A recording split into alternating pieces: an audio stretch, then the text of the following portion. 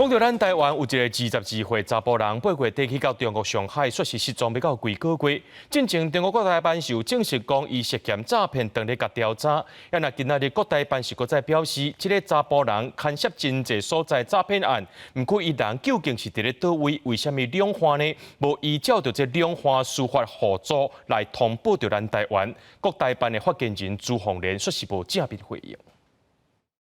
咱国22岁姓郭的查甫人8月底入境中国上海，失联要1个月了后，互中国国台办证实因为涉及真侪地的诈骗，当在接受调查，毋过无讲人互关伫倒，含敢毋做相关协议通知咱这边合伊的家属。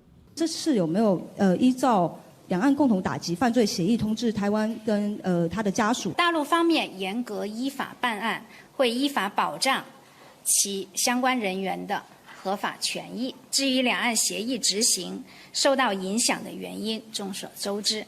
咱国的海基会和中国的海协会伫2009年签司法合作，对涉及两方的民刑事调查处境和仲裁判决交流，应该及时通报。不过2014年艺人郭振东在大摩伫北京封掠的时阵，中国就无随来通知咱这边。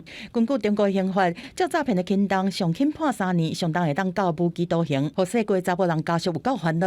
他本来是同学要跟他一起去，可是后来他那个同学没去。去大陆的行程讲的包装的很好，他有跟朋友透露，就是在台湾讲的跟去到那边做的东西是不一样的，是怕说他是在那边被威胁还是被怎么样才会去做那一些事情。我只希望说能安全的回来啊，也会担心他在那边大家这样子。接下来要面对的问题，我们希望陆方不要仅仅只是很简单的一些说法了，能够尽快的寻机制来跟我们通报他目前的整个状况。